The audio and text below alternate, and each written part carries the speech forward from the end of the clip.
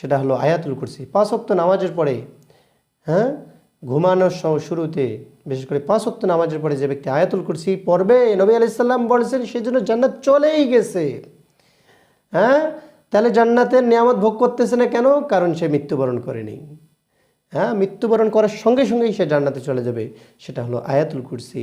আয়াতুল কুরসি পবিত্র কোরআন কারিমের 3 নম্বর পারার 1 নম্বর পৃষ্ঠায় রয়েছে। আউযু বিল্লাহি মিনাশ শাইতানির রাজিম। আল্লাহু লা ইলাহা ইল্লা হুয়াল হাইয়ুল কাইয়্যুম লা তা'খুযুহু সিনাতুন ওয়া লা নাওম লাহু মা ফিস সামাওয়াতি ওয়া মা ফিল আরদ মান যাল্লাযী ইয়াশফা'ু 'ইনদাহু ইল্লা বিইذনিহি يعلم ما بين أيديهم وما خلفهم ولا يحيطون بشيء من علمه إلا بما شاء وسع كرسيه السماوات والأرض ولا يؤوده حفظهما وهو العلي العظيم. إهلا آية الكرسي.